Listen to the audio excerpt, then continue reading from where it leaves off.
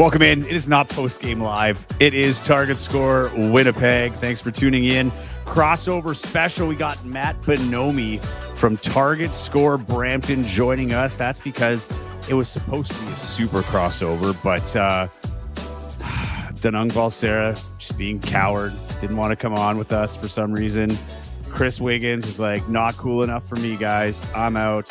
Andrew Savory said the same thing, and we were like, you know what? We're going to keep the crossover dream alive because Brampton is in Winnipeg on Saturday, but Vancouver is in Winnipeg tomorrow. So big games for both teams, though, Matt. We'll get to that in just a second, but we are coming live right after. Definitely a candidate for most entertaining game of the year. I think it had a little bit of everything. It was a fun game. That was the Ottawa Blackjacks and Scarborough Shooting Stars in Ottawa. We even saw an in-game host get kicked out, Matt. That's how intense it got. Yeah, I will say off the top, got some insider info here.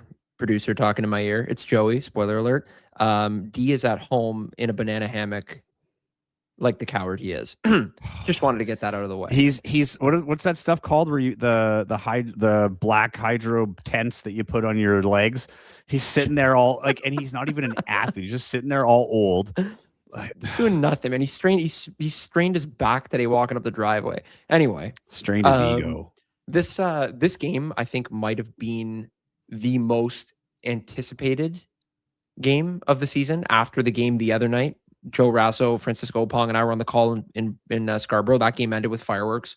It was back and forth. It was crazy, and you almost had that feel that you were like, yeah, something's going to go down Wednesday night in the nation's capitale, and that's exactly what happened. We had, I think, 6 technicals in this game. Frank Mitchell was going around giving everybody the shoulder shrug, like he was about to go a little like Ali Tyson kind of thing.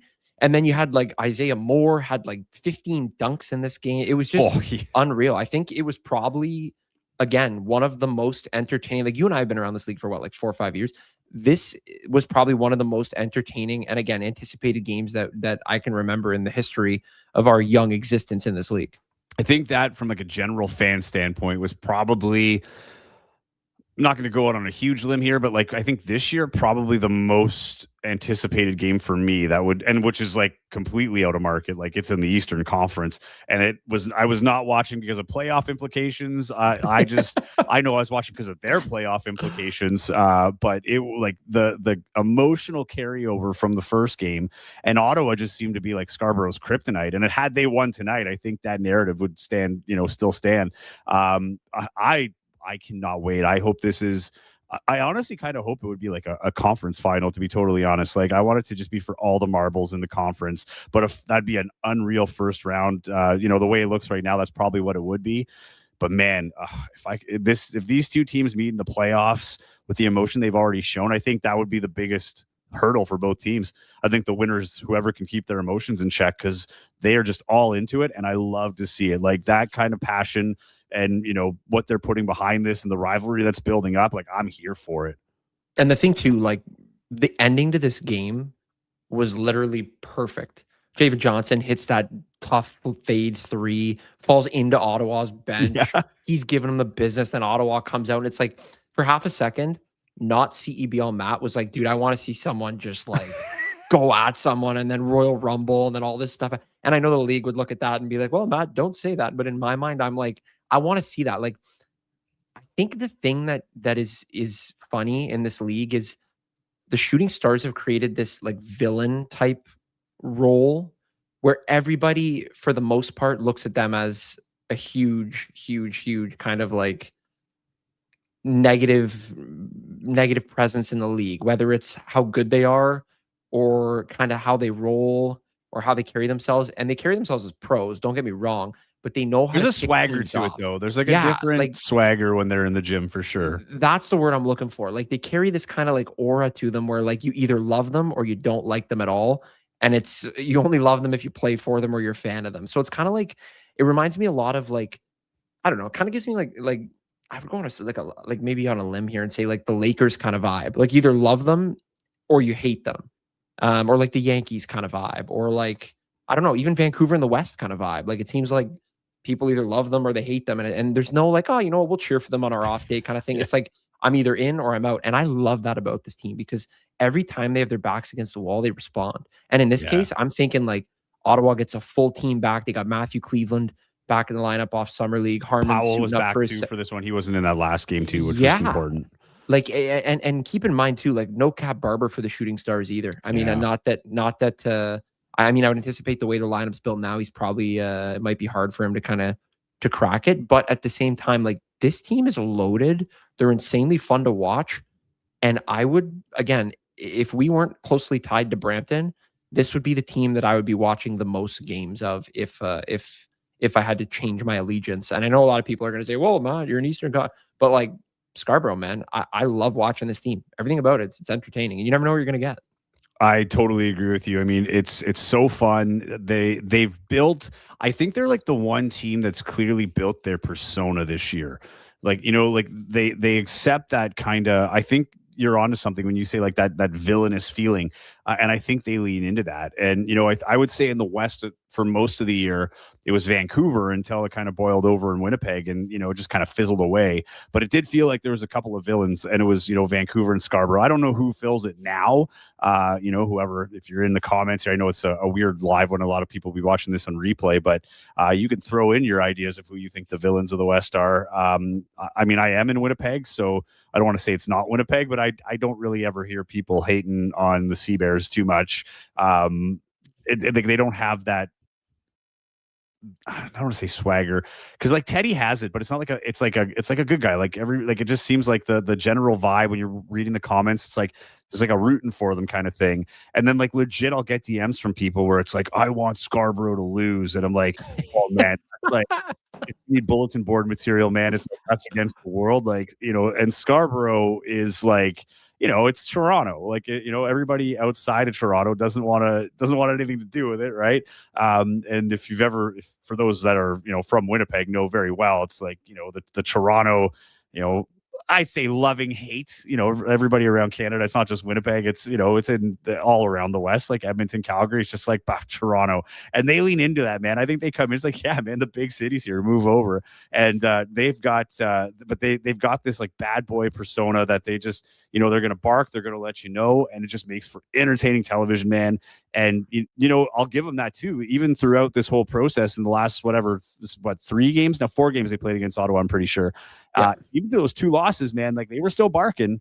Like there was no, you know, they were letting you know, like you might have won this score, you might have won the battle, but there's still a war out here, right? And we're going to win that. I think though with this win, I was going to say, I think it gives Ottawa a bit of an edge because they're going to have that like redemption feel going into the playoffs. But I don't know, man. I think that was a pretty like more important than win for Scarborough than we probably would give it credit for.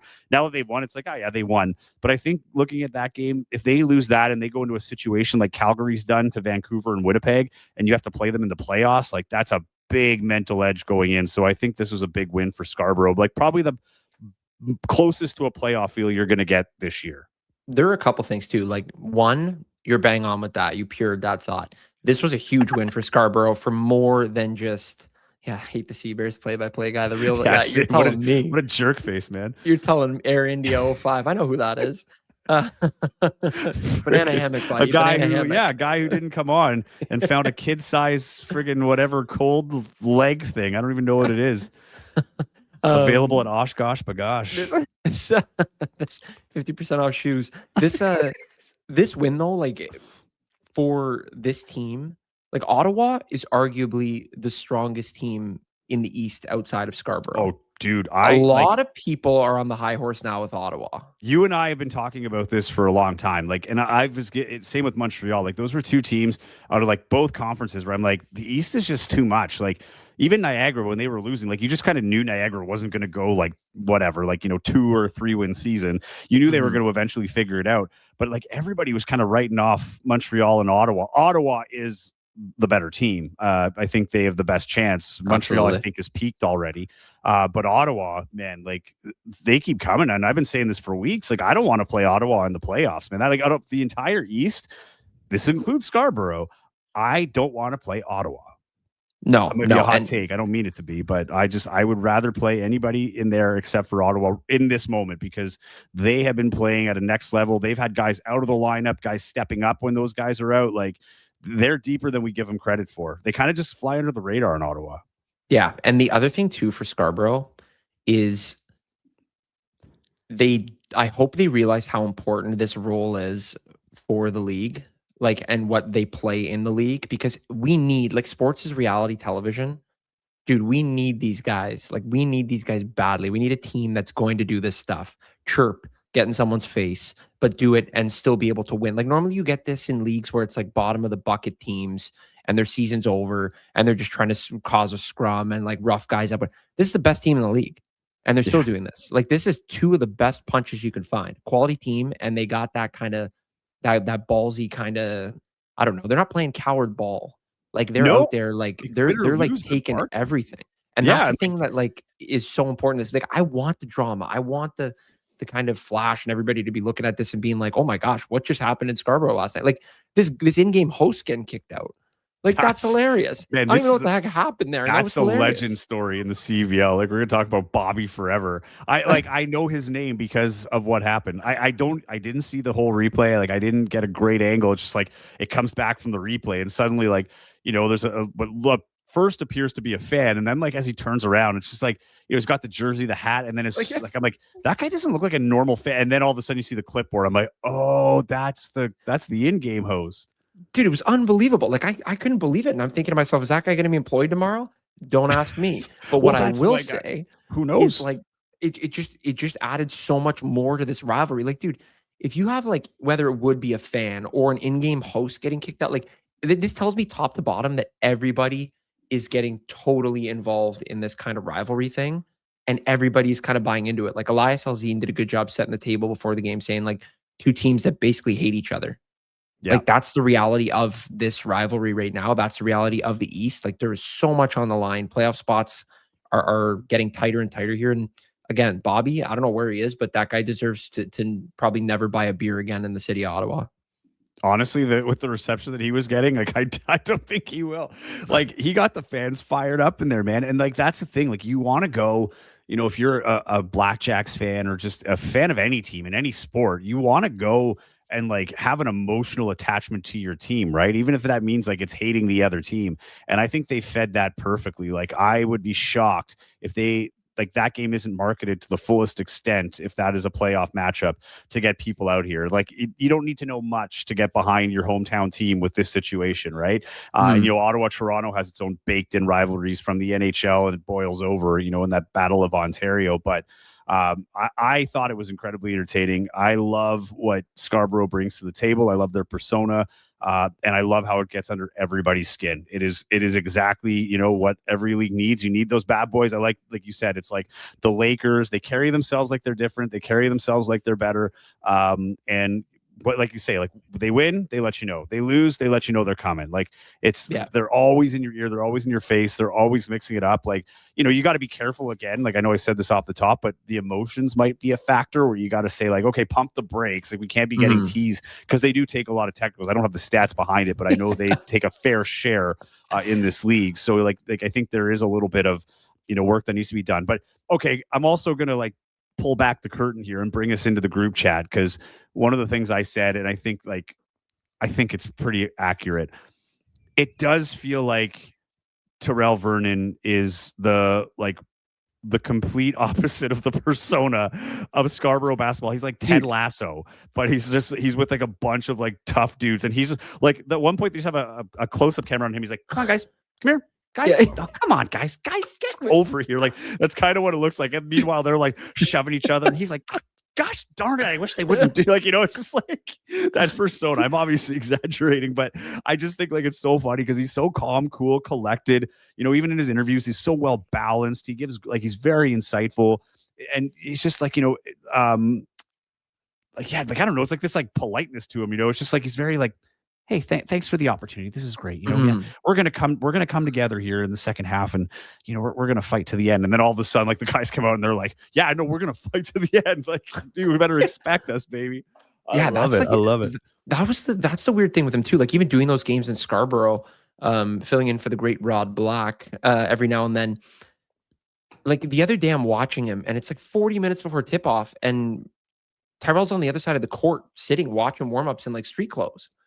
And I'm like, these guys are so, and like, I had people ask me, like, there was a kid sitting beside me and with a family, and they said, "Is that the head coach?" And I'm like, "Yeah, that's the head coach." I'm like, "This is the culture here, man." But like, everybody loves it. Like, they've bought into this, like, relaxed, mellow, and there is something to that, right? That tells you that your team has so much faith in you, and you have so much faith in your team that there's not a sense of urgency to like, let's go, guys. Like, there's no authoritarian kind of setup here where they need to get kicked in the backside every now and then. Like, they have control over what they do. He trusts them enough. Like, his team could have gotten in 3 fights in the first half tonight. And like Oh you yeah. said, he came out for the halftime interview and was like smiling. And he's like, "Yeah, you know what? I think we need to just get a couple more defensive stops." I'm like, you need to go buy boxing gloves first, then get defensive stops. Like, that to me was like, but it says something. Like, there's no panic in these guys. No, and the other thing too, though, is I think that's actually a great point because it's important with this team. Like with a team like this that plays with their heart on their sleeve and they're playing like up to here all the time. Like the motivation is always here. Like those are guys you can tell they're looking for that edge, right? Like it's kind of like the KG type. Like you're just making up stories in your head to get fired up, right? Like you're just looking at your defender and pretending that he went out to get you personally, and you're taking it out that way. I think you need a coach that has that balance because it can get out of control real quick, right? Because like with a team like that, you can't afford teas from the bench. You can't afford, because the players will take from the coach's energy, right? The coach is going off and the coach is losing control. It's going to spill over on the floor. And I think honestly, like he deserves a lot of credit as to why this team is as good as they are. They play with an edge, they play on the edge. And I think, sometimes they cross the edge for sure, but I think he's a guy that's able to keep them on the right side of the line more often than not. And that's what makes them a dangerous team. But again, I still think Scarborough is a team that is, can be subject to an upset in the playoffs. Like that's the one thing is things have been going really well. They've answered to this adversity really well. So it makes me feel better for them going into the playoffs. Like, because there's not a lot of meaningful games left for them.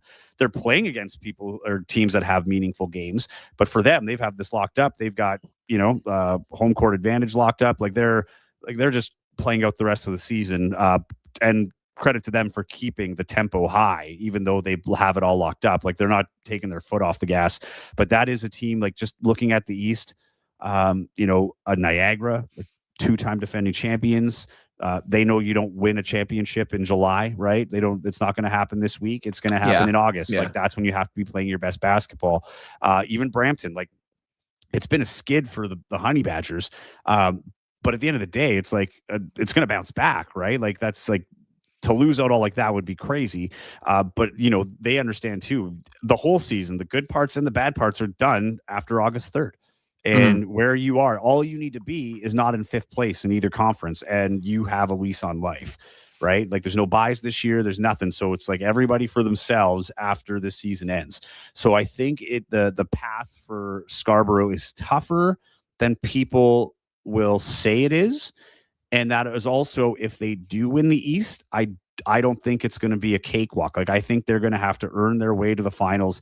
And I think the narrative will likely be that, they were just so much better. Like no one else could compete, or, the East was too easy is basically what I'm trying to say. And I don't think it is. I think Scarborough is that good. So if they have to go play any of those teams, like they can't go in expecting to win. And if they do win, I really hope people give the respect where it's due, because this is a team that is playing, at the highest level, one of the highest levels we've ever seen, right? Like we were saying earlier, we're in level with Vancouver last year, who had, 19 wins or whatever it was. Yeah. So, yeah. I mean, this is a dominant team. Like you have to be good. It's not that the other teams are bad. This is a very, very good team.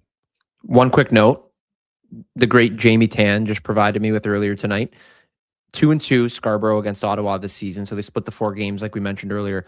Miles Powell did not appear in both losses, both of those Scarborough losses. So he was playing in both of the wins, didn't play both of the losses. And to talk about Scarborough winning the Eastern Conference, as they already have locked up the 1 seed, I've been told by multiple people that Scarborough wants the all-time wins record.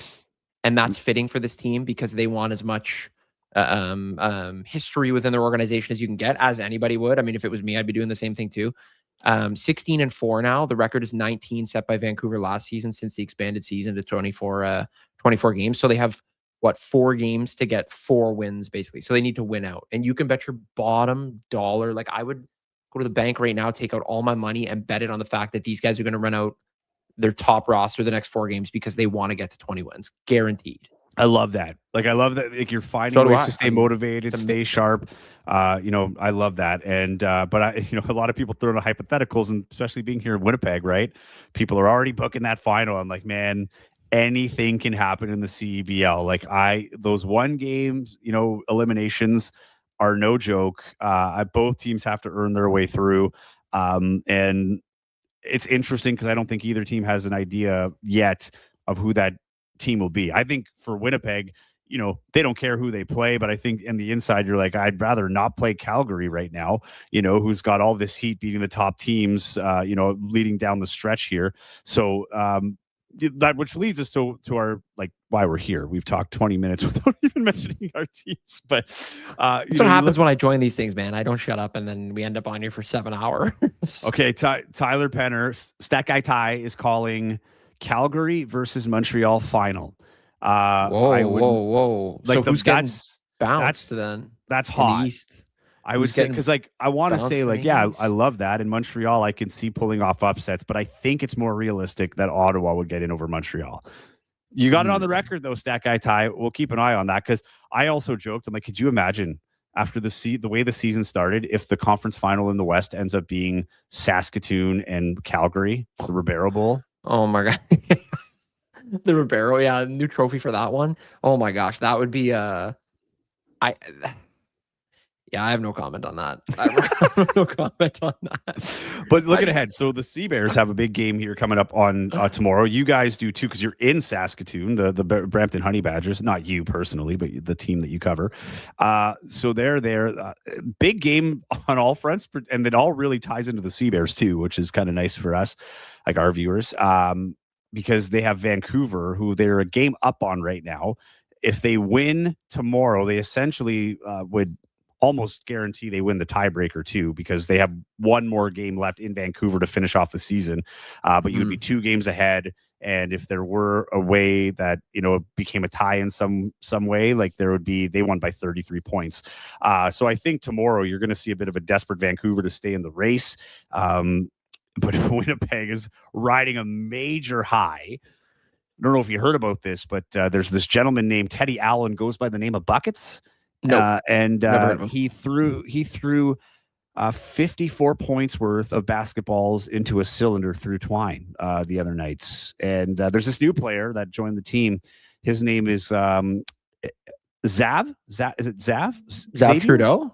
No. Close though. Oh, I'm sorry. I'm thinking Ottawa. Xavier Moon. Xavier Moon's his name.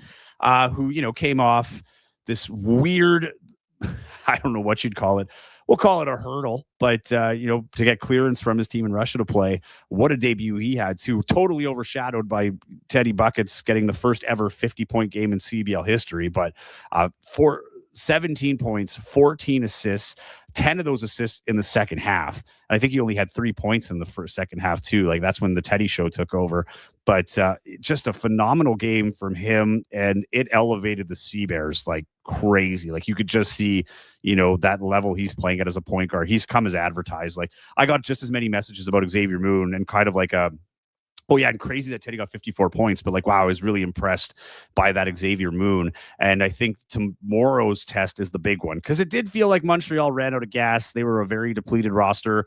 And by the end, like, even Teddy, I was talking to him today at practice, and he was saying like, like, it was kind of over for them. And that's where I felt like I might be able to push this to 50. Right. And if you look at, I rewatched the game earlier today, and there's a few cuts where there's not a lot of help or urgency defensively for Montreal. We'll put it that way. But that's not to take away what Teddy accomplished. Like, he's like 54 points has never been done before. And I'm not sure when we'll see it again.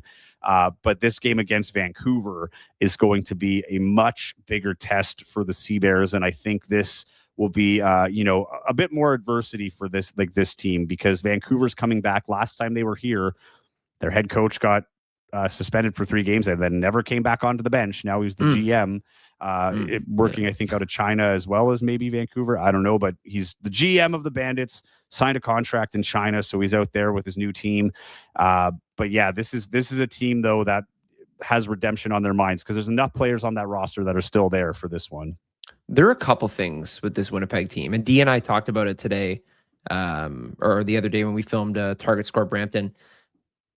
Dude, number one, Winnipeg scores basketball at an insane rate.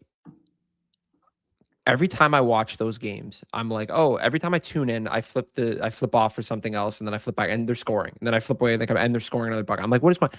This is the first time in a long time that I can remember that they have the best plus minus in the Western Conference, meaning someone else has a better plus minus points wise than Vancouver. Like Vancouver's always a team that has 150 plus points, like in their hand. Winnipeg 188 points, plus 188. Vancouver 71.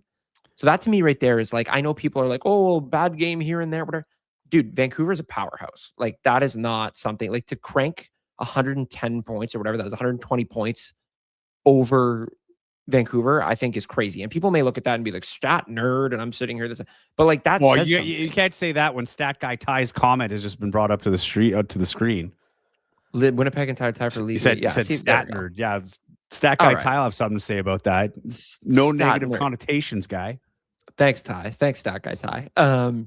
Second, this like Teddy Buckets game, 54 PTS, and this season as a whole puts the whole thing to bed for me about people saying Teddy loses you games more than he wins you games. I see that in the comments all the time. I see it on Reddit. I see it on Instagram. And I'm thinking to myself, are you guys like nuts? Like this team is the best team in the West. You have a guy that's going to win MVP for sure. Like I again would take that same money that I took out of my bank account 20 minutes ago. I would take it out again and put it on Teddy to win MVP.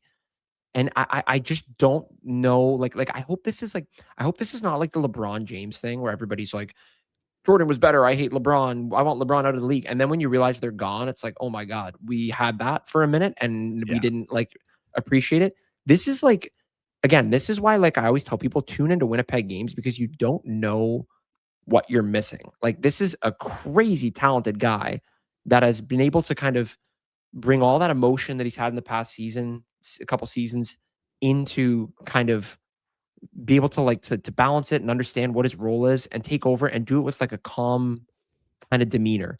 And that's what's allowed this win. Like that's the difference for me. Like Teddy going crazy and not being able to control that stuff. This is a second place team. Yeah. In the West. Now it's like, okay, now you have that kind of wild card. And the best part is you didn't need to add guys. Like you still have Xavier Moon, who you've had in the past. You have Teddy back, who you've had in the past. But it's how they utilize these guys. And that last game the other day, although would they score like 109 points, I think? I think it was 109 to 80 or something like that. Yeah. Yeah, like 109 to 80. Like if that's your first game using two guys that you could rely on offense and they click that well, like even you were saying, Joey, like Xavier Moon wanted to play with Teddy. Like that was one of the things where it was like, yeah, like I want this guy on my team. Do you know how many guys in the past would say, don't want to play with that guy? Yeah. And now it's like, everybody and their brothers now saying like, oh, maybe we had this wrong the whole time. Maybe he actually is the guy. And here they are first in the West. Like Teddy Buckets, there's a reason why he's got the nickname Buckets. And he has lived up to the total potential this year. Well, and the other thing too with Teddy is like, the whole team feels this way, right? Like everybody was like buzzing about that game. Like there's no one that's like, oh, ball hog or whatever. Though it was funny, Xavier Moon, and I'll play this clip tomorrow on the pregame show on Game Day Live. But he says something along the lines of, he's like, I didn't like all the shots, but hey, they're going in. I'd rather be on his side when they are, kind of thing, right?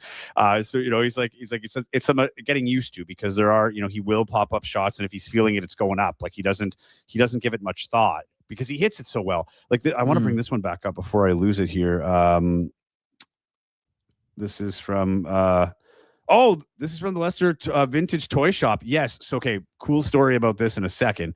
But he's saying it's the scoring efficiency that was so impressive as well. Hardly any free throws. Teddy only had 3 free throws. I said that today with D. When D and I were doing the podcast, I said the crazy thing is, like, I think I said this in our group chat too. Same thing. I'm like, how does somebody drop 54 points and only have 4 attempts at the line? Like I think of like Bam Adebayo dropping 83 or whatever he dropped, and he had like 43 throws or whatever the heck it was. Like in today's game of basketball, it is so easy to collect points at the line that this makes this feat like twice as impressive. The fact that you didn't rely on anything from the line. It's the thing that like shocked me with it too, is there was no foul shots. He missed one. He had a few missed field goals that were like usually like easy Teddy shots too. Like it sucks. I'm like, it's 54 points. And there's part of me like, man, like a couple bounces, he could have got to 60. 100%. Like, and like my money is on if this record is to be broken, it's going to be Teddy Allen that breaks it himself. Like exactly if he what we goes on a said heater too. like that again, Yeah. like it's absolutely crazy. But then you throw in the other aspect of this, because I know there's some people, and if you're tuning into the show and you're, new to the CBL, or you predominantly watch NBA basketball, you're thinking, well, like it happens not all the time, but like it's not like a foreign thing for a guy to go off for 50 in the NBA, which I would say, like, yes, but it's also super rare. The other thing is, those are 12-minute quarters, 4 full 12-minute quarters. The CBL is 3 10-minute quarters, and whatever the time ends up being in the fourth quarter, and Stat Guy Ty will certainly correct me here if I'm wrong, but it was like between 6 and 7 minutes of target score time was how long that target score period was, right? And you only get a cap of 9 possessions, and you have a media timeout before you go, like before you go into target time, because there's that whistle and then there's the break. Like if Teddy's on that heater in the fourth quarter and like the time doesn't roll and he still has another full, because I think it was like 3 minutes and 40 seconds when the clock went, and he just has an unlimited amount of possessions essentially for the rest of that time, like it could have been bad. And that's the other thing too. Like Isaiah Osborne hit the game winner. It was the only field goal he had. But could you imagine if he went off, like because they were looking for Teddy, and Teddy had a chance to get 57 points. Like he had one more 3-pointer like available on the score before the target was hit. So like this could have been even crazier, but it's crazy as it is.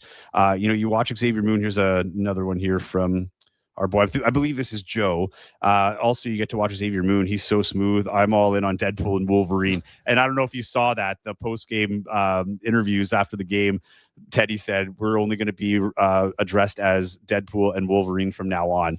So, and I thought it was such a perfect persona, like, that kind of like Teddy being the misunderstood guy.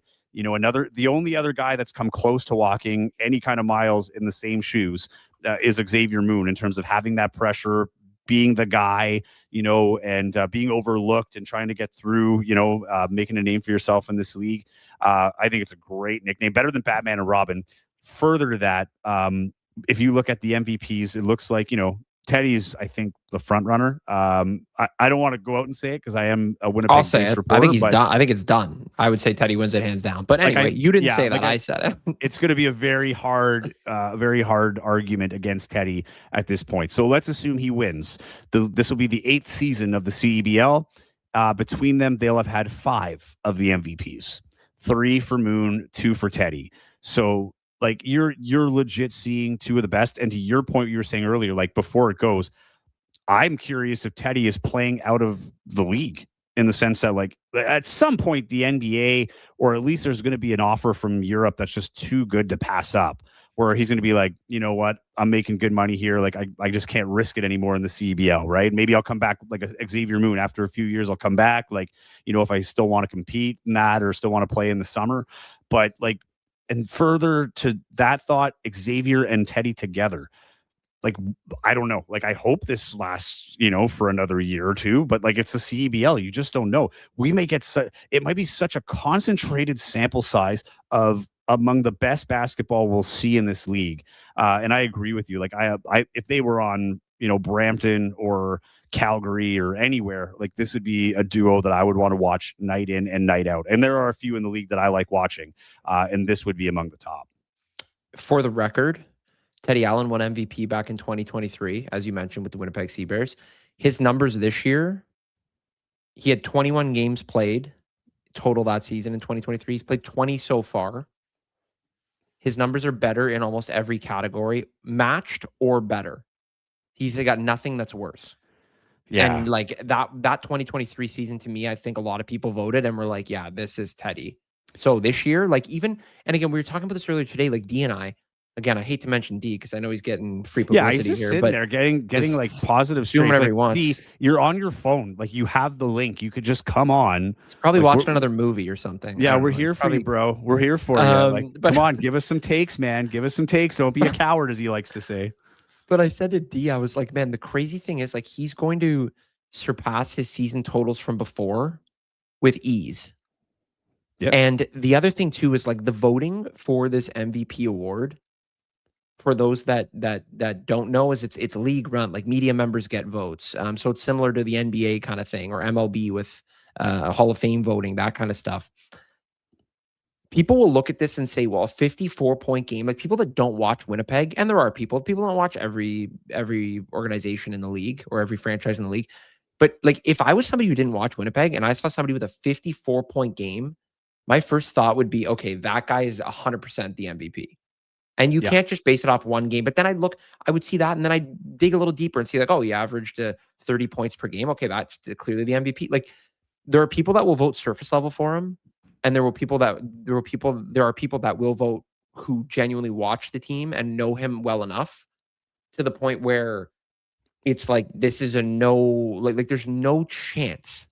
There's no chance that he's going to lose this. And I'm like so confident in that. His only competition in my mind is Miles Powell. And Powell has 4 games to drop like 40 a game in order to even bump him up above the points per game category, maybe. Like it's just tough to like Teddy all around has done everything so well this season that it's a no-brainer to me. And again, the guy's only 28 years old. Like that's the crazy thing to me too. I don't know why every time I watch these guys play, I'm like, Teddy's probably like 35 and like almost done with basketball. I'm like, this guy's just hitting prime. Yeah, dude. The other thing with the whole Teddy MVP thing, and you were saying this earlier because I wanted to get back to this before I forget, is you're talking about him playing offense and his scoring and how like the winning games, losing games, like further to that. And I've said this, like I was on this in 2023 on the podcast. Like I don't think he gets proper credit at all for the other areas of the game. Like, yes, he's more complete, and everybody will say that this year. Like the people that watch the Sea Bears a lot, he is more complete. He plays really good under Mike Rainbow. Mike Rainbow is communicating with him. They are good for each other. I think there's a lot of validation for the first-year coach because Teddy is buying in. But he has always been an elite rebounder. He disrupts particularly at the perimeter on defense. Like this guy was leading in steals for a good part of the season, and he's been at least like top 2 for most of it, and he has to be in the top 5. I haven't checked, but he's one of the top steal getters in the league, and he turns it into points the other way. This is a complete player, and you ask anybody who's played with him or against him that have played in the NBA or played against guys that ended up in the NBA, and they're like, he is one of the best scorers I've ever seen. It is Teddy buckets for a reason. Like this is not a CBL thing, or like the league has only gotten better since the last time he won his MVP, and he's still getting better. It's like Xavier Moon said, everybody's telling me the league's getting better. It is a lot better. I want to prove that I can still be a big name in this league. And that's what Teddy's doing right now. And he's not once talked about the MVP or personal accolades. Like he's carrying himself differently. Like the swagger is now a motivator, not necessarily an arrogance, right? Like, I think he's just in the right place in a lot of ways in terms of like where his career is going and like the opportunities and, like a level of gratefulness almost, right? That like he's experiencing this, but he's still business. Like he's got his goals. He's still like, knows the grind. And one of the things he said earlier in the season when the MVP talk was heating up, it's not his decision. So what can I do? All I could do is go out and ball and try and win a championship, right? And this is a team that hasn't won a playoff game yet. So, there's a lot left to do for the Sea Bears here as we go into the playoffs. But, people that want to put them on the championship thing so far, you got to wait. They got to win that first game before they can really start thinking about championship. And this is the team to do it. The Mike Rainbow approach is just so much different from the Mike Taylor approach. I remember Mike Taylor, it was a guy that was trying to be prepared for everything. Like, he had a play in the book for any situation. Like he wanted to be prepared for anything, where I think with Mike Rainbow, it's possession by possession. Like, it's not that we're preparing for everything. It's just that we got to be very focused on every possession. And they've lost enough games that were 1 possession differentials to know that every possession really does count. I think this team is starting to peak at the right time. I think the boost that Xavier Moon gives is great because they weren't playing terrible, but you were starting to feel like, okay, Teddy's getting a little tired, a little worn out with those 2 games with less than 20 points, and he's admitted that. And now you get that. It's like a release valve of pressure. Now, like he commands so much gravity. Like I love when Teddy uses that word. Xavier Moon also has that gravity. And the way he can pass, man, like I should have cut it. I'll have it for my pregame show tomorrow. But there's like one play where he just kind of takes a small dribble in towards the elbow and a quick step out, but it's enough to draw one defender a half foot over. And there's a space like perfect right here for the ball to get through as Tillman slips the screen and takes it to the hole. And I was just like, that is such an elite pass. Like, it's not flashy. There's nothing about it where you're like, oh, highlight reel, but it's like, he knew how to get that defender just out of position enough that it opened the entire middle for Jeremiah Tillman Jr., who already has a ridiculous field goal percentage in this league with no contest on the shot. Like, it was phenomenal. Like, it was so good to watch. I think it's only going to get better as they get stronger, but I think the competition is going to get a little bit stiffer. Okay, before I let you go on, Matt, I just want to bring this up because this is a really cool story. You'll hear about it definitely on the national game on Saturday. So this is Joe. Joe, appreciate you, man, tuning in. It's great to see you. So they're out of Leicester. They know Teddy from his time playing for the Leicester Riders in the then British Basketball League. And because I think the name has changed. Don't quote me on that. But anyway, he played there. He's connected with his family. They've flown all the way to Winnipeg to watch the Sea Bears live for 3 games, and Teddy Allen, their favorite player. And I heard there was a pregame meal that he liked in England. I think he was living with them, and he might have had it the night before his 54 points. So don't want to deliver the secret yet, but yeah, there's a secret recipe apparently for Teddy Allen to go off for 50. So yeah, they've been here for a while. So always appreciate your support, Joe. I know you've been on here since at least season 2 when Teddy got back from London or from England. So really happy you're here. And it was great to finally meet you in person. But for all of us out here, all of the, other podcast fans, I know can't do it if you're watching in replay, but, hats off. Little clap for Joe, our biggest international supporter for sure. So, Joe, thanks for coming in on the live show, man. Means a lot because I don't know, like, what is this your time? Like 3 a.m., 3:57 in the morning. Yeah, so 3:57 you. The jet lag's worn off though. Now he's a Winnipegger. He's had his honey dill sauce. Gonna get him a Fat Boy burger, and he's just gonna be all about Winnipeg all the time. Because as I say, Matt, Winnipeg's got a killer food scene. You Winnipeg haters, no comment. Yeah, come no out comment. Again, yourself, Toronto. Guy. That's the thing. Toronto, we don't think anything. Nobody thinks anything. Ooh, it's fueling the fight. You're trying to start this Brampton. I'm my Frank Mitchell, rivalry. man. I'm gonna get my Frank Mitchell on here. That is really cool though. But let's go. Really cool. Let's flip now to Brampton. I mean, this is you can give us the insider here that we don't get to see. A lot of our viewers don't watch a ton of Brampton basketball. This is a team that started incredibly hot and then cooled right off. Like a Great Lake was poured on that hot streak. Yeah, we us folk in Brampton, we started 7-1, which was crazy because I think last year we had like maybe 9 wins. And it was insane for us to be like, okay, 7 wins. What do we do with all these wins? How do we get them? And then everything kind of went downhill. I mean, obviously, one of the things for the Canadian Elite Basketball League, or one of the disadvantages, I should say, of the Canadian Elite Basketball League is the fact that you lose your best players to Summer League. And obviously, the opportunity is there for them to go work out with NBA teams, maybe crack a Summer League roster. You miss 5 games in the CEBL, that kind of thing, or 5 or so games or whatever it may be. And that happens. I mean, the teams will tell you right away that they want those players to go and get those opportunities. CEO of the team, Al Whitley in Brampton, who's done an exceptional job building the team, said the same thing. Like, we want them to be able to build. But then they fell apart, and they're 2-9 in their last 11 games. They lost Sean East to, I think it was, Cleveland Cavaliers. Cam Tyson was gone to the Golden State Warriors. Cam Tyson, who is now the single season record holder for regular season and postseason in 3-point makes this season. I think 77 is what he's at. So, I mean, you're losing big guys, and you're losing Sean East, who's your floor general. You guys out west would know him, obviously, from last year in Edmonton with the Keon Ambrose Hilton, both now in Brampton, not Hamilton, stat guy tie. I say that all the time, too.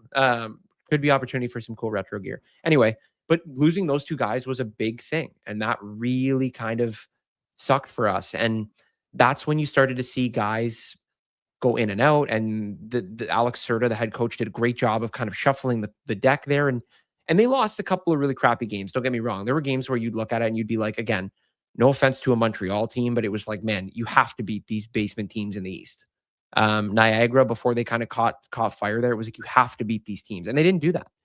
And I mean, the crazy thing is I look at this standings graphic, they're still second in the East. Like they could easily be, and I hate to say it, they could easily be fifth in the East right now. Yeah. And it's not because of roster compilation. It's just because the way they've kind of been playing. Like they're searching for their identity without Sean. And luckily now Sean, I believe, is back. I think this is huge. I think the hope is that he's going to play tomorrow. That's what we've been told. So there was some worry. So like the last couple games they've played, they've lost 2 in a row. They just dropped a home and home with Niagara. But in that second game of the home and home, Trenton Flowers was a guy they picked up, 21-year-old out of Maryland. Unbelievable. He's a showstopper. Played in the NBA. He's like best buddies with Chris Paul, Kawhi Leonard. Like he knows all these guys. He's had offers to go play places, but he was on his couch for the last 6 months. D had a really good post-game interview with him. He dealt with injury. He came back. He said, this is where I'm finally comfortable playing, so I want to play.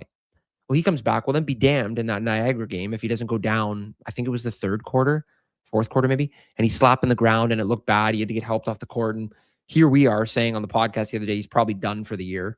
I mean, people that I talked to also said the same thing. Again, not team people, but people outside of the team that were saying, man, that's like definitely some sort of lower body injury that's serious, obviously. And his recovery time will be far too long to be able to make it back for the season or the last couple games of the season here. And then playoffs. I mean, playoffs 2 weeks away. So August 6th, I think, is the first date. So people kind of wave that off. Well, then today, I get a message from a couple of people. I get a couple of messages saying there is potential that he might be back and that he was practicing. They posted a photo on Instagram today of him practicing. And I'm thinking to myself, wild. What like Jordan juice did this guy just take? But the whole thing was like the whole season we heard, just wait until we have the roster we want. And now they finally have it. Tevian Jones. Like that was a big pickup too. They're going to hopefully have him suit up. So we get a former Winnipeg guy. We get Flowers, who could arguably be, if he plays a full season, I think one of the top MVP candidates. And you get Sean East, who finished second, I believe, in MVP voting last year. So to get these 3 guys potentially all in one, at least East and Jones for now, the final hope is we've been waiting to turn that corner. And now I think getting these guys back for this last 5-game stretch here, which is a tough one. I mean, you go on the road for 2, then you come back and you get Scarborough for 2 of 3. That's not easy, but I think the idea is that now they finally have their pieces together. And you said it perfectly, Joey. Like you don't win a championship in July, right? They're primed and they're ready to kind of get going now, and they're lucky enough to still be able to be in second place in the East.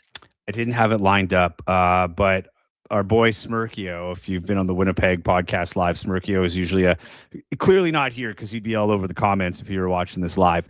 But he sent some pictures over that I gotta make sure he's cool with it. But I want to pull him over. He had some funny graphics that he made up for these guys. But I want to bring this up because this is what I'm getting at. Thanks, Stat Guy Ty. Tevian Jones has played for half the league and one team twice. So he's technically played for 6 teams in his time here. And it's so funny because he's like, I don't even think there's that personal edge with him anymore because he's played for 3 different teams since he last played in Winnipeg. So I think that's, mostly water under the bridge. But no, it's the thing with Tevian is he's an elite second or third option, and when the ball's moving around. So, Brampton can get some ball movement, get him on the run, get him open down a wing. Like he can finish around the rim like nobody else. He's got that length. He's got that finesse too. But when he starts making his own shots, that's when you see like his 3-point percentage is not great. His field goal percentage will dip because, once he gets into that moment where I need to take the game over, it doesn't always go his way. And that's the part where I think, gets frustrating at times when the role diminishes. So, if he buys into the role, like I said, man, like, because what's the record now for Brampton? 9-9? They are 9-10. 9-10. So now they're under 500 after starting. Was it 7-0? 7-1.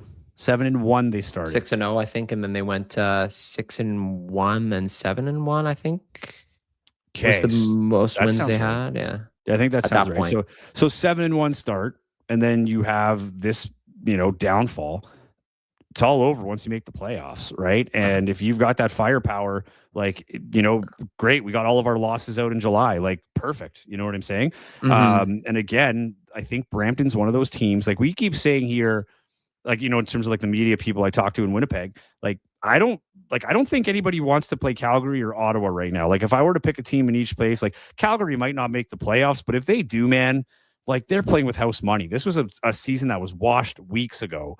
And then Dave DeViro, like, credit to Dave DeViro, man. Like, and this is no offense to Perry Wong. I've heard players from Calgary straight up tell me, like, that was unfortunate. They didn't think that was on him, and that he didn't deserve to get fired. But Dave DeViro comes in, is given essentially like a whole new roster, gets 3 practices, and then these guys are rolling. Like they've won what, 4 of their last 5 or 5 of the last 5 6 of their now? last 6. Yeah, 5 of the last 6. Yeah. And those wins are against 3 of them are against Vancouver, who is trying to fight, like now, like fighting for that home playoff spot where it looked like it was a sure thing, like not that long ago. They beat Winnipeg twice. The big one that might come to haunt them is that loss to Saskatoon.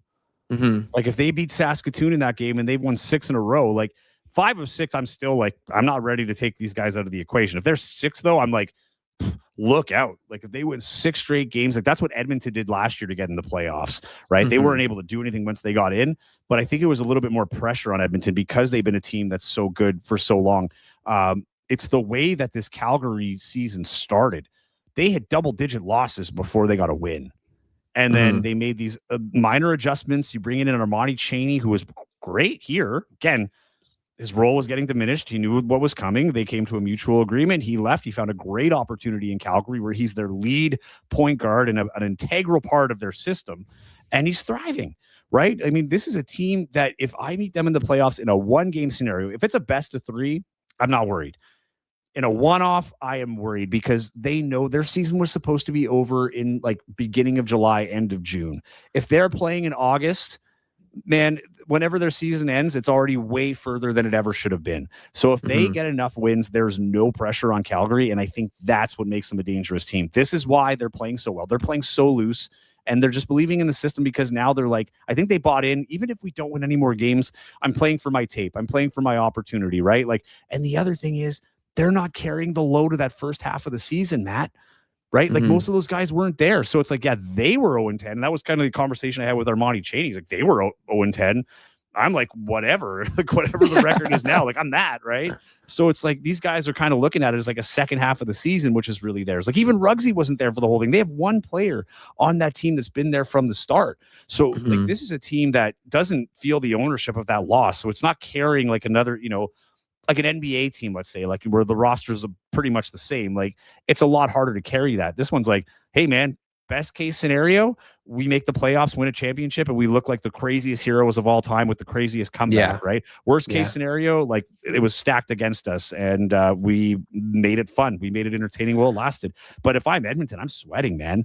Like Edmonton lost a big one last night to Saskatoon, and that's why for your game, and we can talk a little bit about this, the game leading up to that Sunday game, or the Saturday game rather, for between Brampton and Winnipeg. But this is a big, like, you guys are not getting any kind of rollover in the West either. Like, Saskatoon's thinking, man, like, we can finish top 3 right now. Like, we can finish in a great position. And, like I say, play a more depleted Vancouver in that first round as opposed to having to come to Winnipeg. Like, this is a team playing for something. And with that, they still have to make sure that Calgary and Edmonton are at arm's length. Yeah, and crazy enough, Calgary has done this without Evan Gilliard, too, who is kind of MIA right now. Obviously, I mean, if you follow the CEBL, there's been a little back and forth between him and the team and trying to sort that stuff out. And I mean, it sucks because you and I, as fans of the league, we want to watch that guy. I think anybody who has seen him play wants to watch him, but they've had to pivot to other guys. And that's the crazy thing. Like 99% of the time when you pivot to other players mid-season, when you start the season on the biggest mudslide ever, you're going to just continue to go down that slide. Well, they've spun it around, but you bring up an interesting point about Edmonton, Joey. Like, I have never doubted Jordan Baker in my time. Obviously, he was an unreal player in the league. He's done a great job at coaching. But to me, even though they're 2 games up on Calgary for that 4th spot and last playoff spot, I just look at Edmonton as the odd team out. I don't see them kind of being a powerhouse team. Like, and part of me would rather see this Calgary team kind of catch so much steam here at the end and roll right into the playoffs and upset somebody. Something like that. Like you said, I don't want to play that team in the playoffs. Like, I would much rather play Edmonton than Calgary in the playoffs, and Edmonton for some people is the better seeded team, or so they must be better. Well, no, I don't think so. I mean, we watch enough of these games where it's like, okay, Edmonton is 8-12, so they're not good record wise, but Calgary just seems to play with so much more passion and kind of juice right now. And I don't know why. I think you kind of hit it on the head there too. Like they're playing with house money. They have nothing to lose. Like again, they watched this season and it's like, yeah, forget about it. We're gonna get back to the drawing board. Like this is almost like a test it year for double D Dave there. Like he can just he can go on, do whatever he wants kind of thing. And no matter what, it's like, yeah, we know like next year we'll have a chance at it if he gets brought back as head coach to kind of run with it. And I don't know. It's something about Edmonton that is just not intimidating to me. Again, I root for them because I love Jordan Baker, but something about Calgary just scares me so much more than it does. It's kind of like it's opposite in the East though too. Like I again looking at the stats here, I am not afraid of Montreal. Like I am more afraid of Ottawa and Niagara than I am Brampton. So there's your teams from below that I'd be more afraid of than a team that's higher seed. Like nothing against Brampton, but we just haven't seen that yet. Like we haven't seen that full roster where we know in the CAA Center they can beat a team with the 5 best players that they've been talking about the whole season. And we'll get a chance with that on the road, but Saskatoon's not going to roll over. Like Saskatoon has a ton to play for here with Edmonton on their tails. And then Winnipeg, like that will be the biggest test. And this is the thing that I think is interesting about that game to jump a day ahead here Saturday. You're going to be on the call with, who is it? Arash and I think it's Javon. I'm not even sure. We got a call on Friday because I thought it was Joe Razzo. I thought I saw his name on the call, but I think it's Javon Shepard this time. But that game is going to be a huge test for Brampton in the sense that one, it's the first time they've had this whole roster together. 2, you're playing in an arena where there are going to be 6,000 to 7,000 people. 3, you're on national television. And we've seen nationally televised games in this league go sideways before. We've seen guys try Calgary, to play 2 weeks in a row. Yeah, legit. So at this Calgary point, turned their season around on national TV. Like when they won that game in Winnipeg, that's when people were like, oh, wait. Calgary might actually still be in the race. Like, so this could be that game for Brampton. And what did Wiggins tweet too? Calgary was 2-0 on those. Yeah, 2-0 on those nationally televised games against Vancouver, right? Yeah. One against Vancouver and then one against Winnipeg. But yeah, 2-0 in national TV. Oh my God, I'd be going. If I was Ribeiro, I'd be asking everyone and their brother to put me on TV every week. Sign the deal, Jason. But it just seems like, and this is the best part about this league, the fact that the standings lie. The standings are never true. And this is the other Eastern Conference tidbit that I kind of think about. And I'd love to hear your thoughts on this. Vancouver the last couple of years hasn't faced any adversity. This year, did you not watch the West Final last year? Well, that I did watch, and I closed my eyes because it was a dream. No comment. I didn't because things were flying at me left, right, and center. Yeah. I do think I have my thoughts about that game, which I won't get into. As I believe Kyle Julius said, former head coach of the Bandits, said on Target Score Vancouver that he said people at TSN had their thoughts of how the game ended, and so did we, and it was different. But I get it. I totally get that. I mean, I'd be in the same position. If I was in the same position, I'd be freaking out too. I'd want my guys to win, and I think again the call was one of these coin flips, but whatever. That, with the exception of that, and then Kyle leaving the team because of the instance that happened this year. This team has been the king team in the West. So for once now, they kind of face this adversity where it's like, okay, well, maybe we finally can't get by a team.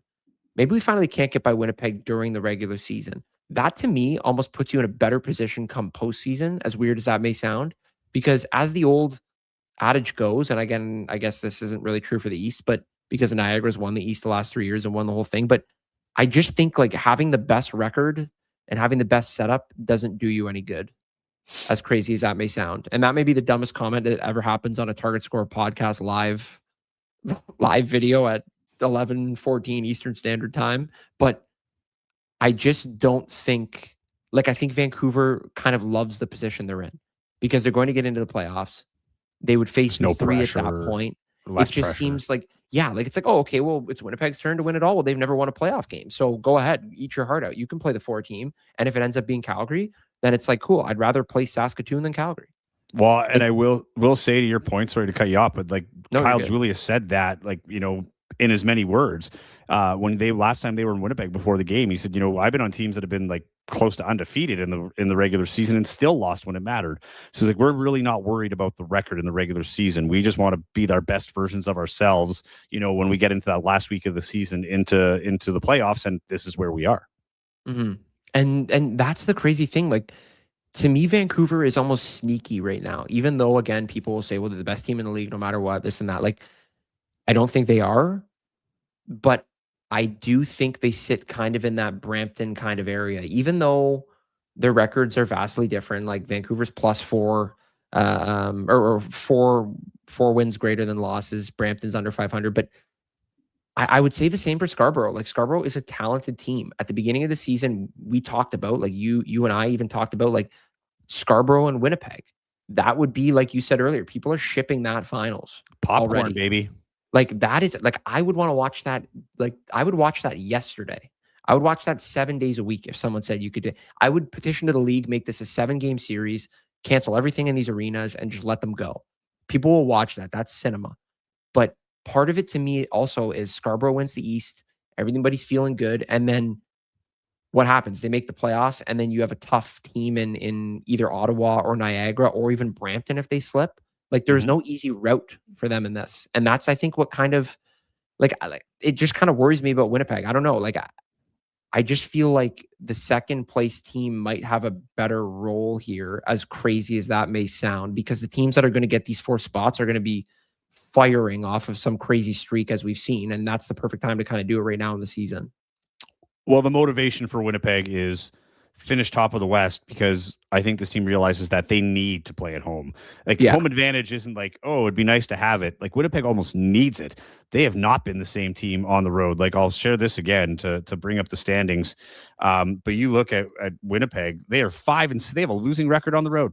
Yeah. They're 8-1 at home, right? So Winnipeg, I think, is, as much as like I don't disagree with what you're saying, it would be a lot more pressure on Winnipeg if they are not that top team. Because even if they got through that first round and had to play on the road the second round, like, the doubt starts sinking in. Like, even with the fan base, I don't think I'm out of line saying that. The fan base would be like, I believe, but I'm worried. You know what I mean? Would kind of be the vibe, because they're not playing a Canada Life Center.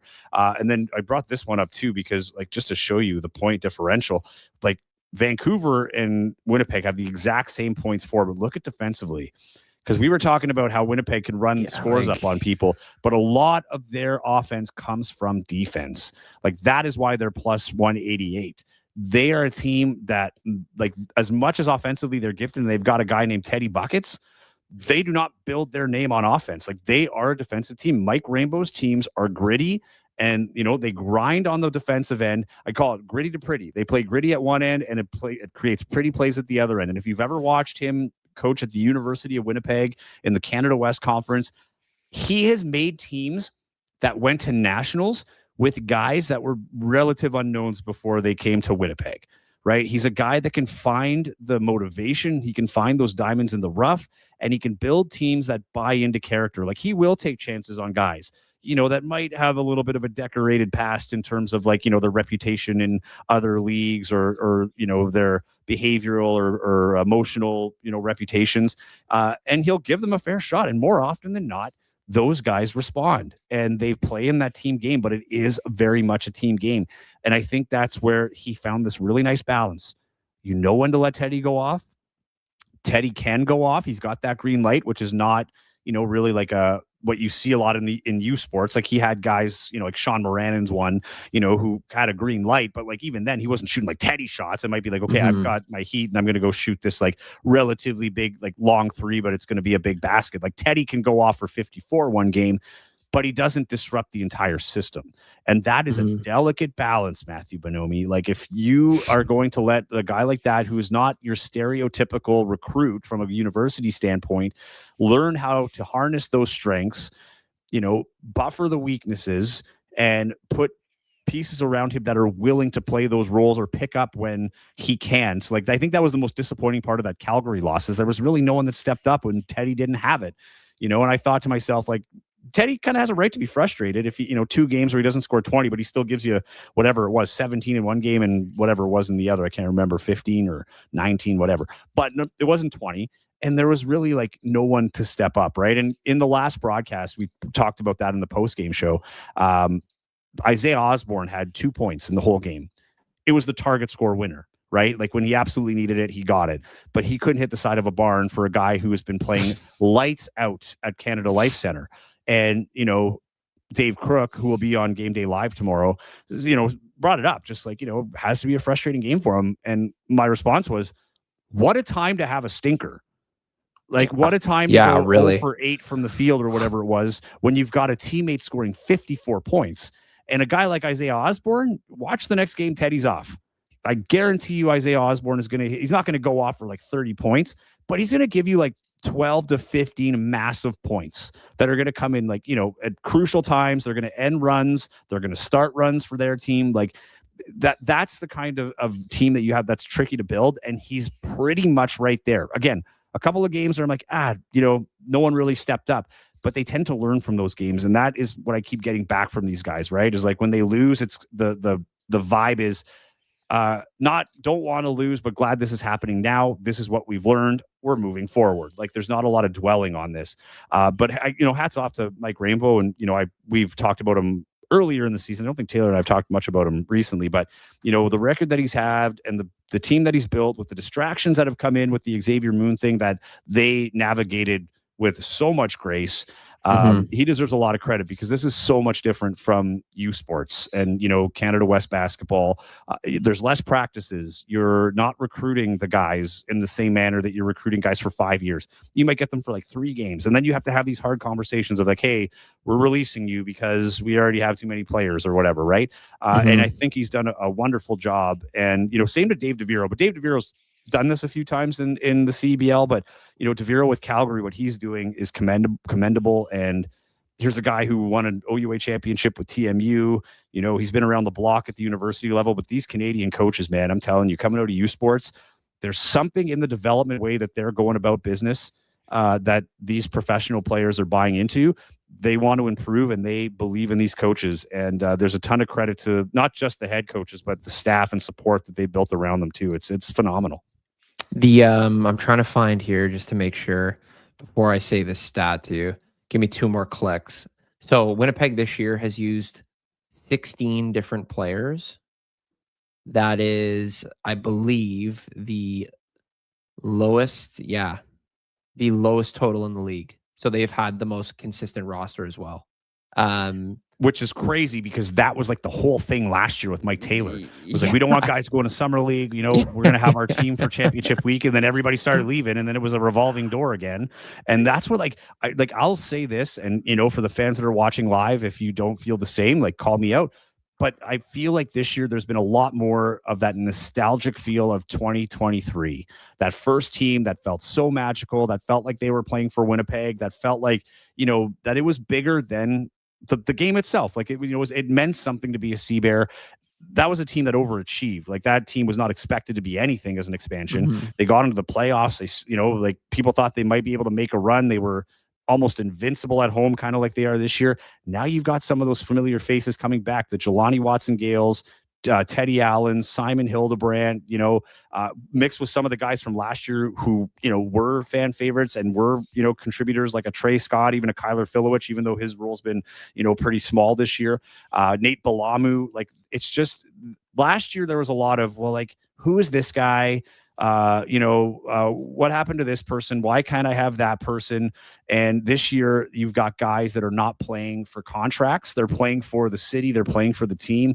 And I think fans are embracing that. Like it feels like their team again. You're starting to feel that magical feel that they had in that first and part of the second year where it kind of felt like it was lost a little bit. But I think the big difference is that consistency. It's almost like, why couldn't they have this last year?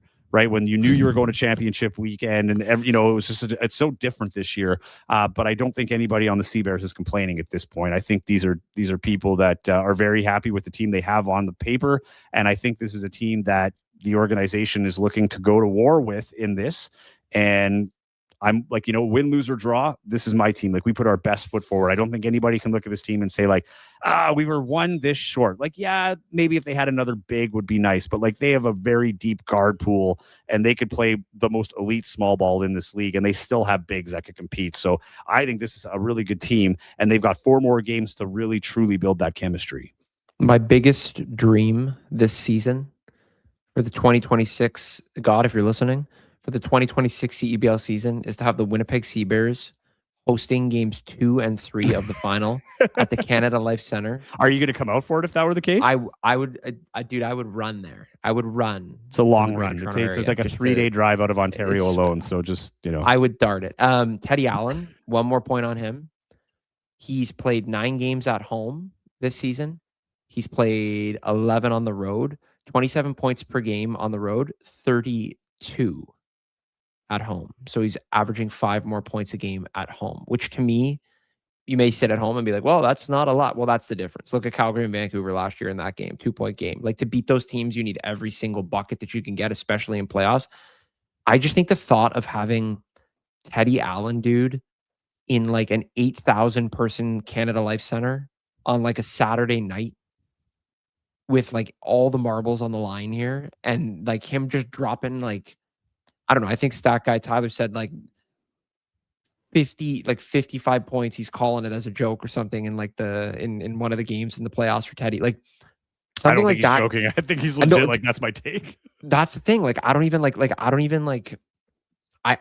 think that's that crazy. It's not, and that's something that like possibilities. This is the year where I think just you sit back and I'm watching team and I'm like, something crazy is going to happen with these guys.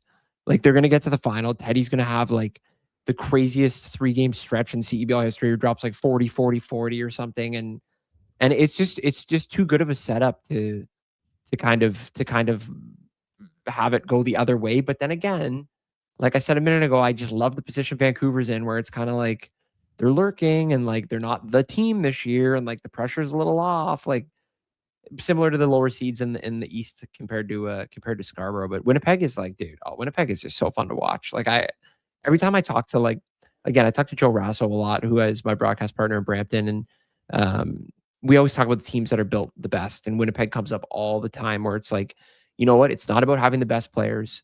It's not about having 5 guys that could score 20 points a game and one of the 4 of them have off games. One guy drops 40 and then you lose. It's about having 10, 11 solid guys, 12 guys that can contribute at every position. That's exactly what this team has. Like, this may be the deepest team in the league. I mean, Scarborough is pretty darn deep. Yeah. But I would say Winnipeg is up there. It's certainly for depth at probably every position, or like most plug and play guys where it's like, yeah, you want to go 3 guards, 2 bigs, or 3 bigs, 2 guards kind of thing. Like, you can afford to do that. Like Isaiah Osborne, for example, like I could watch that guy anywhere on the floor. Like Teddy so can play sound. inside. Like, Teddy can go to like, there's no issue there where it's like, yeah, plug and play. Like, you need to be, and not many guys can do that. Like, I look at us in Brampton, like there are like a Matthew Moncrief would be the equivalent, who's having an unbelievable season. He's a double machine, but he's first year in the league. He's like 25 years old. Yeah. He plays like a guard. He plays like a big guy. It's like Trenton Flowers, same thing. And to have those kind of players on your team, especially in a playoff situation, like now the exciting thing is, and this is the thing with the CEBL, every team, like what was the duo you mentioned there a minute ago? The nickname? Was it Edward? No. Edward Scissorhands? Ted Allen? And Zav Trudeau. No, Xavier Moon. Teddy Allen and Xavier Moon. That's it. Deadpool and Wolverine. Wolverine. There it is. But every team now has these like crazy duos where every franchise has guys where I'm like, oh yeah, like in the past, let's say a team was playing, I'd be like, oh, there's nobody on that team I want to watch. Like, there's just nobody that's going to blow my mind on a Tuesday night on CBC Gem or TSN, whatever the heck that TSN streaming thing was on. We were on TSN for a while, Plus. TSN Plus never worked anyway. No Wi-Fi, no data. I'm pretty sure the playoffs are going to be on TSN. So anyway, TSN, good stuff. Always worked. Always great streaming coverage. Big sports, that guy. But I think the thing was when you would watch these games in the past, it was like, okay, like I don't really care to watch, like, but now every team has these guys. And then every team has guys, and then every team has guys. It's like that Drake thing. Like, I don't have guys. Like I have guys. Yeah. It's like Teddy Allen is a guy. Like Teddy Allen has now hit a point where he's a Teddy Allen's a dude. superstar. He's a Yeah. dude. He's a superstar. It's not like this thing where he's going to go out there and drop 50. Like he's dropping 50 points. Like again, and this is why I think for the sake of the league, for the sake of Winnipeg, who again, like I said, 2026 wish is to have these guys in the finals because the fans and you and everybody that covers this team deserves the best possible outcome, given the fact that everybody has been, for lack of a better term, balls to the wall for the last 3 seasons, and it's just been kind of disappointing when it comes to when push comes to shove, when they actually need to win these games. But this year just feels like it's like Frank Mitchell, get off kind of thing. Yeah. Like, he's going to be doing this in the center of Canada Life Center when he scores 50 in the game 3 of the finals and beats Scarborough. Like that Teddy, to me is Teddy crazy. saves his talk for the walk-off interview. I got my swagger back. The little 3-pointer every time he gets the 3. Got my swagger back. Yeah. Oh, that was exciting, unreal. man. I just want to point out, sorry, because David is it Ladeau? Sorry if I mispronounced that. Just want to confirm: did McGowan's not play this past Sunday due to the import rules, or was it something else? Import rules. That's going to be the struggle now because with Moon back, they've got. They've got 6 imports. You can only dress 5, and they've got a lot of guards. And Jelani Watson-Gale still needs to get his 5 as well. So does Xavier. So, Trey McGowan's was the odd man out. And he did have some knee, I wouldn't say injury. He missed 1 game, but I think it was more precautionary. And I think it's just, if it gives him time to rest, all the better. He seems like he's all in. This team, like I say, dialed in with their roles. DJ Burns, a guy who's, said today, not used to not starting, but I'm loving this role, man. Like there's something special happening here. But yeah, that'll be something to keep an eye on for sure. This is funny from Taylor or Stack Guy Ty, sorry. Playoffs this year on MTN. He just keeps throwing out different streaming services. MTN, dude. MTN. Does it work? If it works, I'll use it. So here's the other thing. We were talking about and because you said Deadpool Wolverine earlier, he said Ty is making fun of Teddy here a little bit. Says Teddy's got the sideburns though, and the facial hair that better fits Wolverine. Yeah, I can totally see that. Then these are all from Stack Guy Ty that I had favorited here. I didn't have time to get to earlier. 10 more points in 63 fewer minutes and 1 fewer game thus far. Playoffs included in 2023 for the Sea Bears. And Winnipeg's largest loss, I had this up earlier, is 8 at Calgary. Every other team has lost by double digits at least once. Stat Guy Ty coming in the clutch again. I hate giving him the shout outs because it goes right to his head. But I got to give credit where credit's due, even if I got to hear about it every now and again. Like this, when he throws out, why can't I have Taylor Allen hosting live instead? He's always there. He's Mr. Accountability, right? He makes sure I'm not too high, but I'm not too low, right? He's like my hype manager, takedown man. Yeah, Stat Guy Ty. And there's the John McTavish. DJ Burns is so much fun to watch, dude. DJ Burns got a second. It's almost like in Mario, right? Like Super Mario, where you get that green mushroom and it gives you like that 1 life, and then you're just like back, and then you get a star and you're just like invincible. That is DJ Burns, man. Like he was averaging less than 4 minutes a game. Trey Scott gets released because of a place in Europe, and everybody's like, oh no, I know Xavier's coming, but we lost our 6th man who was an NBA starter. And DJ Burns is like, cool, got this. Don't even worry about it. And every time he hits the floor, man, the thing that impresses me most about that guy, I won't spend too much time because we got to wrap up here soon. But the thing that impresses me most about DJ Burns is whether he played 1 minute, 15 minutes, 20 minutes, the emotion every time he steps on the floor, he knows his role is to bring the energy. He's like an Energizer bunny, and it's always positive. There's never, I've never seen him in a scenario on the floor that he's not emotional, but it's not in a way that's going to get you in trouble. He gets the crowd into it. The crowd, he's becoming a fan favorite here real quick in Winnipeg for a guy that's, really stepped up. He went from barely averaging any minutes, and one day he had 19 points in 16 minutes, and now he's had double digits ever since Trey Scott has left. He's just been a phenomenal player for this team that's stepped up kind of unexpectedly. Yeah, he's got double digits in 3 straight, and like you said, he never had double digit points in his prior 8 games. Because I think he's played in 11, but all off the bench too. Yeah, that's the other thing, where it's it kind of gives you that Frank Mitchell vibe. Frank Mitchell has come off the bench in 20 games this season, and he will I think, again, most likely wins sixth man of the year. He should. My like kind of border Okay, for that. here we go. No, is that I'm listening. I think he's a starter, and you tell me like he's off the bench 20 times, I'm like, that's your sixth man. Like if a guy's coming off the bench and like you have to be like, oh yeah, like he comes off the bench. Like that was like Jelani Watson Gale in 2023 when he won it. Like he made so many big shots in target time, but he never started because of the import rule. Like he was the first guy off the bench and he was so good at it. I think I would have said Trey Scott had a real good shot if he was sticking around, but I don't think anybody's had as dominant a roll off the bench as Frank Mitchell has this year in Scarborough. Like, again, we talked a lot about Winnipeg having a well-built team. Scarborough has a well-built team under a persona that everybody's bought into. That is also really scary. Like, I think these are the two top teams no matter what. Like, wherever I'm working, I think Winnipeg and Scarborough are the two top teams right now without a doubt. The targets are on their backs, though. That's the other thing. And again, Scarborough's kind of been cruising a little bit. They've lost some games to teams that are going to meet in the playoffs, which is a little bit concerning.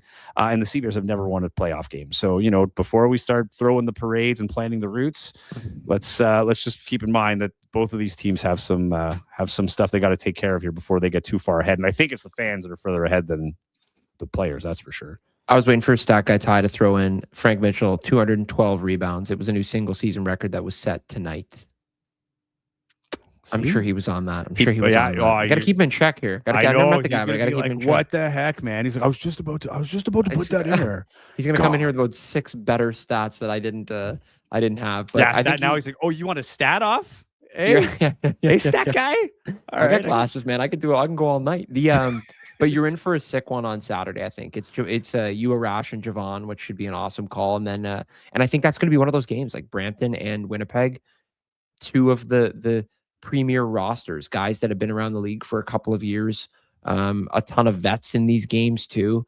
Yeah. And I would expect, like, I don't know what the crowd's supposed to be like, but on national television on an afternoon here in the greatest country in the world, I don't know what you would rather be watching. And to me, that's kind of crazy. Like I think you're gonna have a ton of fun on that call. I think that game's gonna be crazy. I think you're gonna get the best Brampton game or the best version of Brampton that you've had all season because you will have that full lineup for the most part. And then you're having Teddy coming off 54. Like, what is Teddy gonna do as the sequel? I hope so, because last time Brampton was here for a national game, it was quite the snoozer. So I'm hoping we don't talk about that anymore. Yeah. Oh, here, Tyler does have an excuse. Yeah, sorry. I was saving that one for Jimmy the Pro. Get out of here, Stat Guy Ty. Jimmy. We got Jimmy on the Stat Guy Ty. Jimmy Bricks. Yeah. Anything else you want to add here as we wrap up? I would say I was funny because there was a guy, a buddy of mine who I used to work with at TSN who now lives in Winnipeg. And he was asking me about this game on Saturday. And he said, oh, like a bunch of my buddies and I are going, what should we expect? And I'm like, man, the reach in Winnipeg to me is so awesome. Like, I wish it was like that in every franchise in the league. And it's getting there. It's slowly getting there. But it's just awesome to see how faithful and dedicated the fans are to that team. Like, I mean, if you have Jimmy Slattery walking around the city of Winnipeg signing autographs every now and then, I mean, something's wrong. And you're eating at Earl's every day and you're getting noticed, something's also wrong. But it's just awesome. I think it's a huge shout out. And again, I think one of the things that Winnipeg following and fans should know on the Target Score pod is that everybody knows about them, and everybody is super envious of the setup they have, and also very much applauds their effort in cheering for the team. So it's a very hard hat, work boots kind of feel that I wish a lot more teams had in terms of fan base and everything. But it's very admirable. I love going on Twitter and Instagram at night and seeing all these highlights and their fans going nuts. And I mean, not in-game hosts or anything getting kicked out, but to the extreme where there are 6,000 people in the arena every night, and it's awesome. So I think you're gonna have a blast on Saturday. I think you're gonna get a crazy good game. I'm gonna say prediction is Winnipeg win. Just kidding. Brampton wins by 3. That's my prediction in an upset fashion. Brampton by 3. I think Winnipeg is. It's tough because they have that game in the middle. I think Winnipeg's going to win that one. I just feel like national TV. This will be Xavier Moon's first game on national TV since he's returned. I think Winnipeg is going to win this.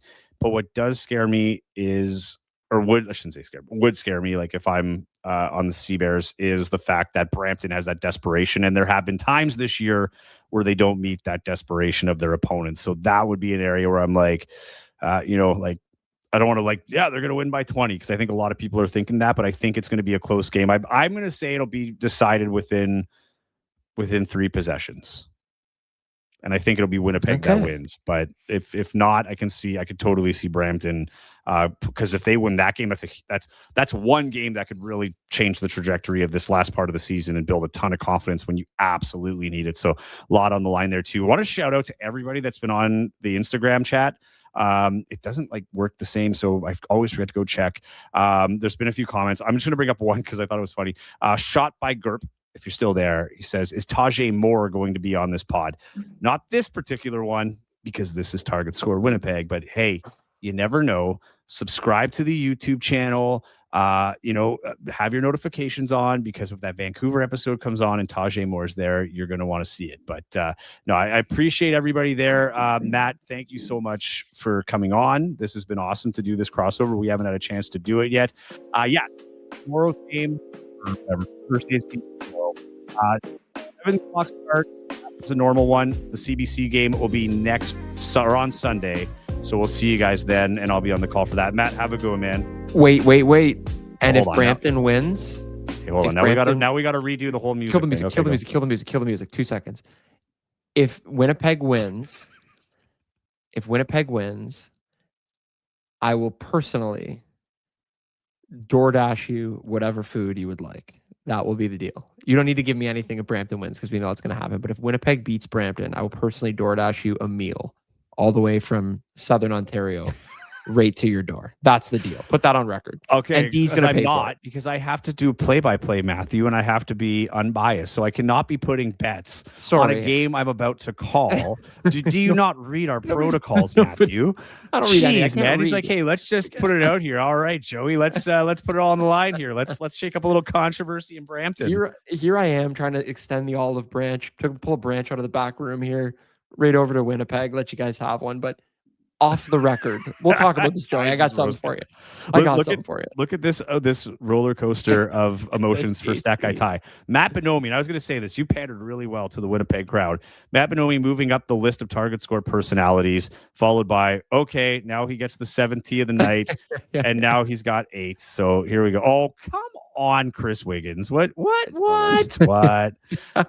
Chris, you should be sleeping right now, man. You should be sleeping. It's 8:42 on the West Coast. Between you and D right now, everybody's coming in chirping on the comments. Chris has got his legs on top of D's and that sweet pant thing, whatever it is. I got to get out of here. This is too late for me now. I start saying bad things. Sorry, just so you don't feel too uncomfortable. I should have done this off the top, but just so you feel more at home.